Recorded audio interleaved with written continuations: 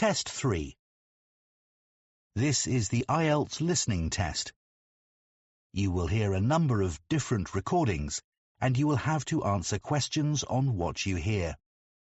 There will be time for you to read the instructions and questions, and you will have a chance to check your work. All the recordings will be played once only. The test is in 4 parts. At the end of the test, you will be given 10 minutes to transfer your answers to an answer sheet.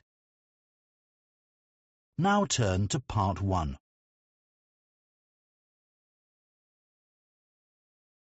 Part 1. You will hear a woman phoning the owner of a house she is going to rent about companies that she could rent furniture from. First, you have some time to look at questions 1 to 5.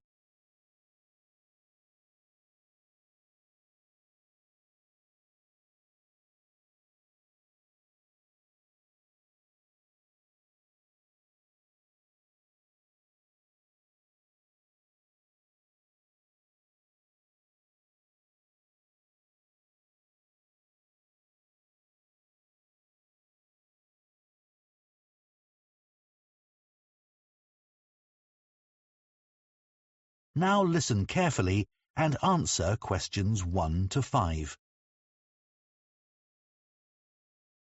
Good morning.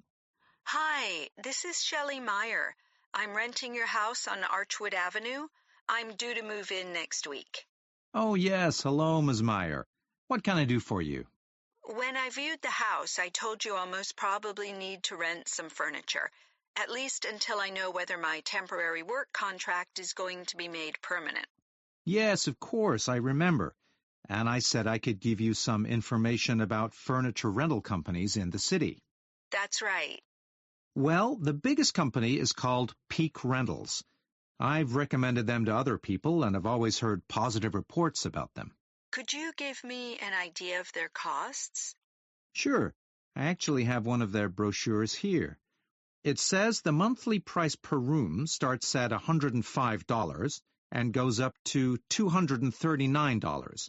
That depends on which rooms you need furniture for, of course. Sure. It's just to get a general idea of how much it's going to cost. And you said you had some positive feedback about this company? Yes. People have mentioned that the furniture from Peak Rentals is more modern than any of the other companies. And also, once you place an order, the furniture will be delivered to you in just 1 or 2 days. That would be really helpful. Oh, and the brochure says that there's a special offer at the moment. If you rent living room furniture, I believe that's a set of chairs and a TV table, you'll also get a lamp at no extra cost. Okay, but that price range you gave is more than I was hoping to pay. Then you could try Aaron and Oliver. Sorry, what and Oliver? Aaron, Aaron. Okay. Are they cheaper? I'd say they're a mid-price company. But if you chose them, you need to be aware that they charge an extra 12% every month in case of damage. Oh, I see. I'd have to do the math carefully then. Right. But one helpful thing is that they also do cleaning for customers. For the furniture? For the house. Oh, I see. I probably won't need that. Before you hear the rest of the conversation, you have some time to look at questions 6 to 10.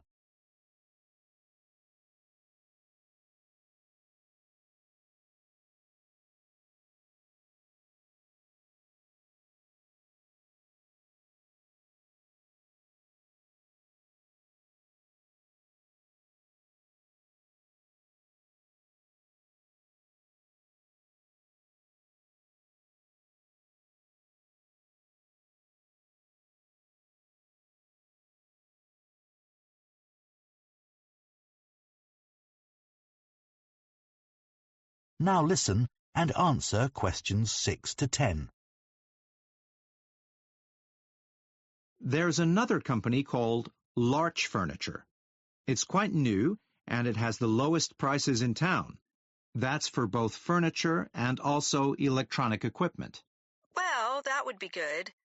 I'm not bringing much with me, and I won't have much time to go shopping after I start my job. There are two things you need to know about large furniture. First of all, you have to take out insurance on the furniture, and you need to organize that yourself. That wouldn't be too hard. Also, you can't take out a contract for less than 6 months, but I figure that might not be a problem for you. You're renting the house for 12 months after all, aren't you? Yes, okay. Well, Sorry to interrupt. I just thought of another furniture rental company. It's called Space Rentals, and it's located very near to the house. Okay. I don't have any information about their charges, so it's best to use their app to find out what it would cost you to use them. Okay, thanks. I'll do that. One good thing about that company is that if you don't like the furniture once it's delivered, you can request exchanges, as long as you do that within a week of receiving it. That sounds really great. Okay. Well, thanks very much. That's so helpful. That is the end of Part 1. You now have 1 minute to check your answers to Part 1.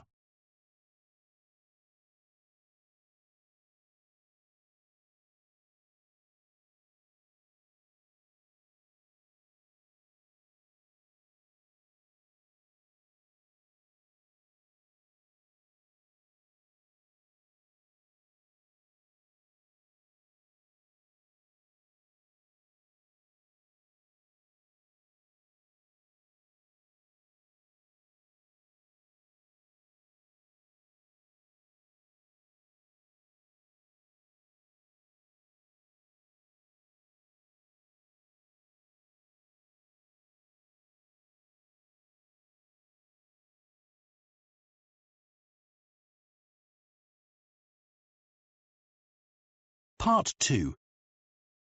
You will hear an archaeologist, who is part of a community project to excavate an ancient village, talking to members of the public who are visiting the site.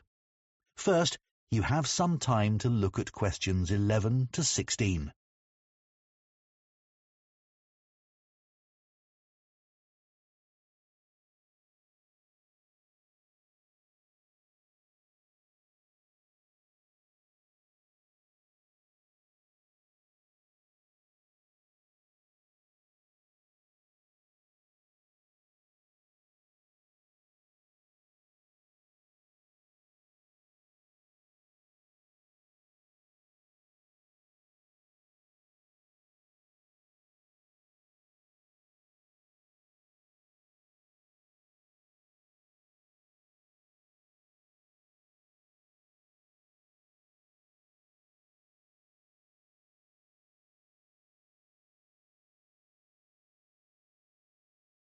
Now listen carefully and answer questions 11 to 16. Hello, I'm Hayden. I'm one of the archaeologists investigating the site here at Bidcaster. This is the third summer for this community project, and most of the people digging here are volunteers. I'm a full-time archaeologist for the town council, but I was asked to join the project by NHA, a charity which sets up projects like this up and down the country. As you can see, we're next to Bidcaster Castle, which is great because the owners let us use their facilities. So, how did we get to where we are today? Many archaeology projects happen when an ancient object is found, and in our case, that object was a gold coin. Coins are often found by people using metal detectors to look for things buried in the ground, or coins are uncovered when wild animals like rabbits have been digging tunnels. Here, a walker found it on the ground after a rainstorm washed away some of the earth and sand. When the story of the gold coin hit the news, Peter Swift, an amateur historian, contacted me to say he believed there had been a village on this site, centuries before the castle was built. Just by chance, the team found some old maps and documents in our library, which showed 500-year-old drawings of ruined buildings on the grassy area between the outer stone walls of the castle and the river. We knew then we were onto something. Over the 3 summers the team has been here, we found the remains of several buildings, and more broken pots than you can count. Normally you'd expect to find brooches and other jewellery, but we're still waiting to uncover any such items. The people who once lived here were skilled at making tools from animal bones, as you'll see when you visit the exhibition. Besides the discovery of the village, we've also found evidence of human activity on the other side of the river. No other houses or huts so far, but we can see the borders of an ancient field system. At one point we found a long wall and thought it was an ancient palace, but it turned out to be a modern wall. This summer's work will end soon, but we'll be back next summer. In the meantime, we're putting on a series of guided tours for school groups this autumn. Oh, and maybe you saw the TV documentary about our project. That suggested the objects we've found are going to the town's museum, but we don't know that for sure yet. Before you hear the rest of the talk, you have some time to look at questions 17 to 20.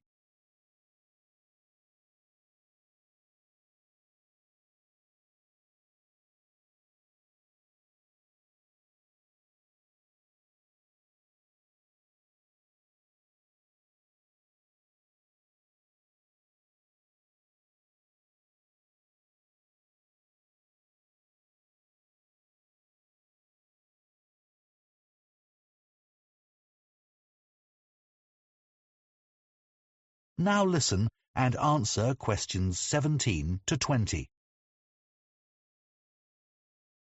When you enter the site, please make sure you keep to the paths at all times. There are a few other things, the highlights of the site, if you like, that I want to mention. Take a look at the map. Our present location is marked at the bottom. This year, we've identified the foundations of an ancient bridge. And it's really exciting today because a team of divers are in the river searching for lost objects. To reach the bridge, take the main path ahead of you, go straight on, and keep going till the path bends to the left. You'll see a smaller track leading off to the right. Follow that to take you to the river, where the divers are. You might be interested to see the rubbish pit. This is very near the castle walls in the northwest corner of the site. It actually dates to the time of the castle and not the ancient village. We found oyster shells and fish bones, and we assumed they were thrown from the castle kitchen above. One area we excavated in the first summer uncovered the site of a meeting hall.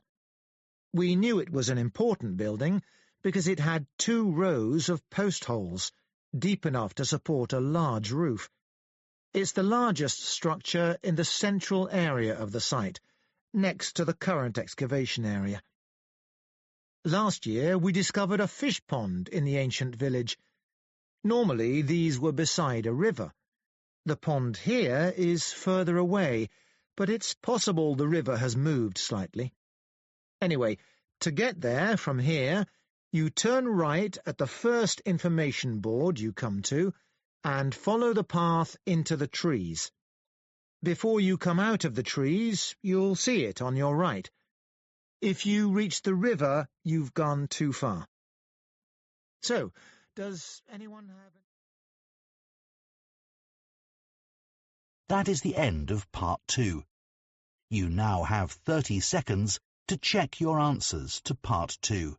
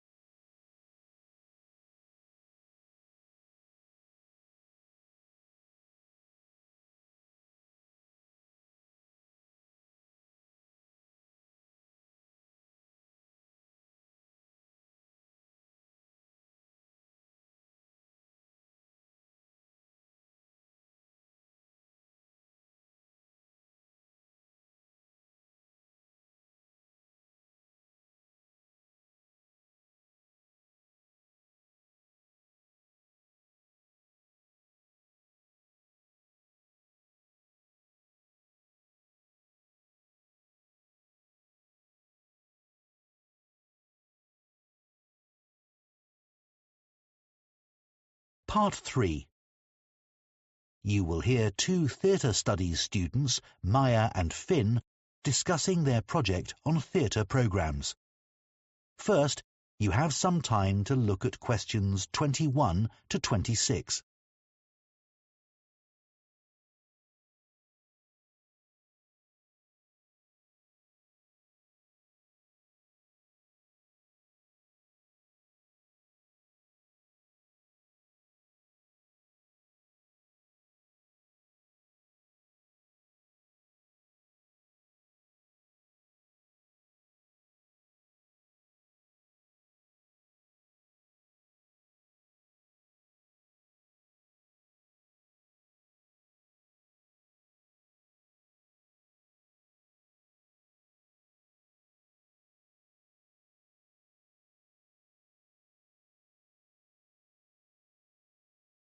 Now listen carefully and answer questions 21 to 26. So, Finn, I've done as much as I can for our project on theatre programmes. How's your research coming along? OK, Maya. I didn't know theatre programmes are called playbills in the USA till I started looking into the topic. Even though I struggled to find many useful websites, I'm glad we picked this subject. No one else on the course is doing the same as us, although it is one of the research areas of the module convener. That might actually put some people off. I suppose so. Anyway, I hadn't realised there are actually companies specialising in creating theatre programmes. Yes, they're quite common nowadays. Contrary to what many people think, theatres don't hire people to do the programmes. In fact, companies buy the rights to publish programmes on the theatre's behalf and then make their money selling advertising space within the programme booklet. It must be easier for theatres to do it that way. Yes. I remember reading something about programmes in early British theatre. It said that the cast was always very important. Yeah, audiences were very familiar with leading actors, and big names would draw huge crowds. But I hadn't realised that if the programme named a famous actor, that's who the public expected to perform. And if that didn't happen, people accused the theatre of breaking their agreement with the audience. They would demand refunds, and if they didn't get them, there were riots. Outrageous! That'd never happen now. No, people are too polite, even when they're disappointed if the star of the show misses a performance. We should definitely include that information about early audiences in our project. I also think it's important to mention that lots of ordinary people at that time were illiterate, so theatre programmes were of limited value in advertising plays. When a company of actors arrived in a town, they'd parade around the streets in their costumes, beating drums and announcing their upcoming performances. Interesting. I couldn't imagine that happening now either. There's also an interesting comparison to make between 18th and 19th century programmes. Wasn't it in the 19th century that theatre programmes started to resemble programmes today? Yes, and unlike programmes from the 18th century, they always used colour. And there was a greater variety of designs. But personally, I think 18th century programmes were superior because they told the theatre-goers so many things, including about the actors. And about the writer, the plot, and sometimes the history of the play. That's right. What should we say about theatre programmes in the 20th century? I reckon the most important thing is the dramatic change they underwent during World War II. When the government imposed restrictions on the use of paper? Yeah, but that was only in the UK. In the USA, programmes, or rather playbills, continued to be published in the same format. While here in the UK, programmes became merely a single sheet of paper folded to create 4 pages for text.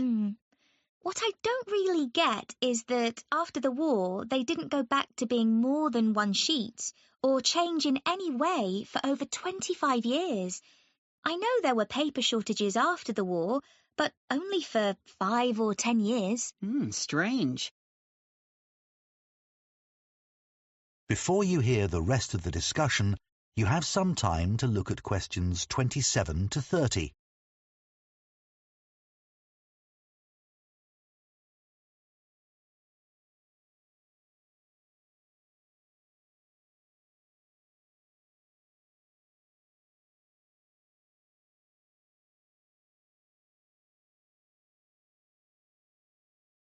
Now listen and answer questions 27 to 30. I've got some pictures of programmes we could include on the slides for our presentation. I found a couple too, Maya. Let's go through and see what we think. This is an old one for a play called Ruy Blas. Never heard of that. But the programme looks very decorative. Good enough to put in a frame on the wall. The images are just beautiful. Finn, what did you find? I've got some pages from a programme for Man of La Mancha. I thought this was a good programme to show, not because of the pictures, but because it contains articles written by members of the theatre company. So we can learn how the production was created and the thoughts and feelings of the cast. Good. I've got a copy of a programme that's now in a museum. It's for The Tragedy of Jane Shaw, and it's said to be the earliest surviving document to have been printed on Australia's first printing press. Fantastic! Another programme to talk about is for the Sailors' Festival. It comes from the British Library's digitised collection of programmes that was started a few years ago. It already comprises over 200,000 programmes, which is amazing. Wish I'd known about it while I was doing my research. That is the end of part 3. You now have 30 seconds to check your answers to part 3.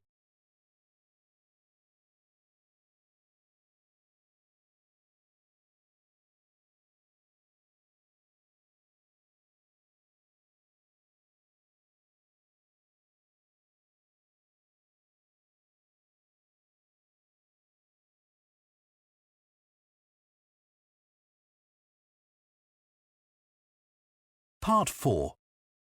You will hear a design and technology lecturer talking about inclusive design. First, you have some time to look at questions 31 to 40.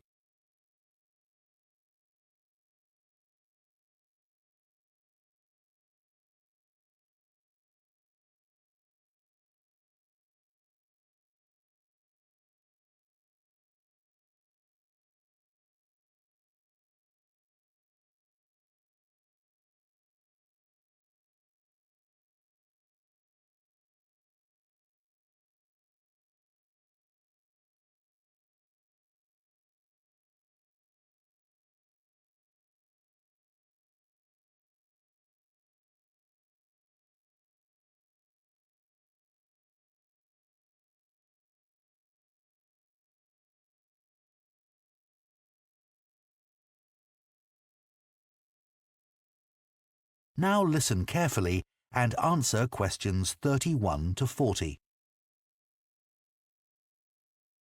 It's only relatively recently that designers have become aware of the need to be inclusive when designing products.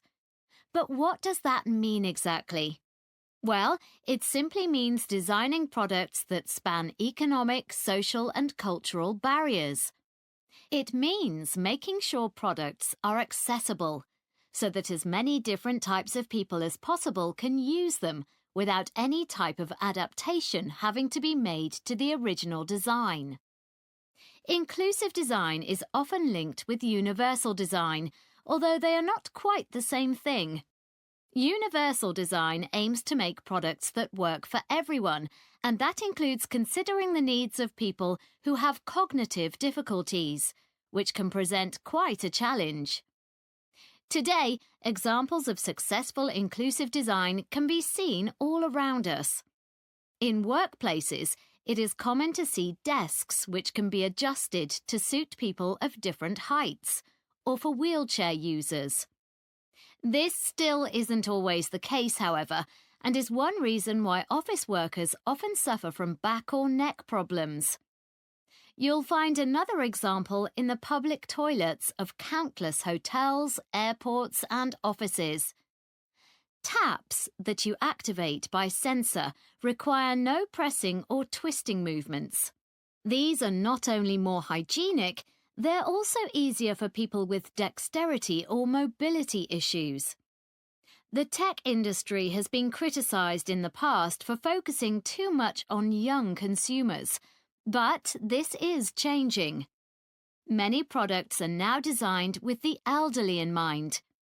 For example, it's well known that vision declines with age, and that we also become worse at distinguishing between similar colours, in particular shades of blue, which is why software designers rarely create interfaces with this colour. Motor skills also decline with age, and some people have difficulty doing everyday things, like picking up a cup or opening a door.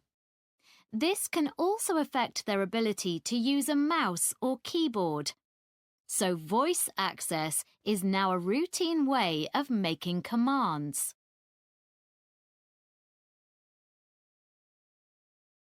It's worth looking at the problems non-inclusive designs cause when not enough consideration is given to a range of users, as it can have a serious impact on people's lives. Access is one obvious example because it has such a huge impact on disabled people's independence. Not being able to access public transport because buses or trains are not wheelchair-friendly means many disabled people can't go out unless someone goes with them. Safety is another issue. Inexplicably, most cars are still crash-tested using a dummy based on an average-sized male. This has safety implications for all women, particularly those who are pregnant, as the seatbelts worn by the dummy are not adapted to accommodate them. Over the past 100 years, workplaces in the UK have, on the whole, become considerably safer.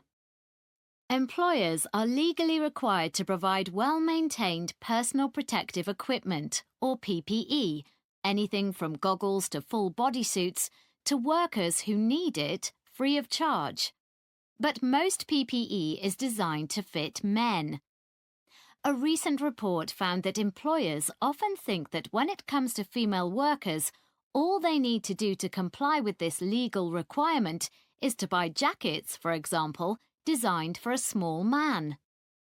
The problem with this is that women can be tall and still have much smaller shoulders than the average man. Ill-fitting PPE such as high-vis jackets, vests and body armour can put women at risk. The report found that 95% of women said that their PPE often hampered their work, and that this problem was worst in the emergency services, particularly the police. Another problem is related to comfort at work. A very common scenario in offices in summertime is to see women wrapped in blankets or wearing sweaters while the air conditioning is on high.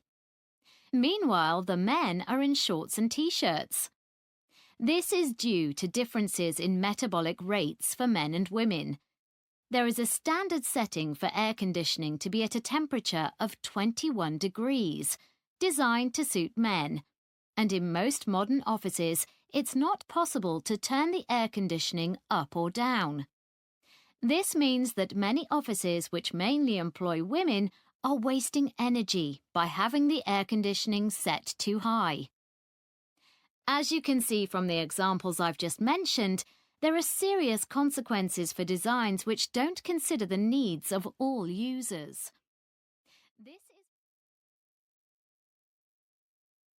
That is the end of Part 4. You now have 1 minute to check your answers to Part 4.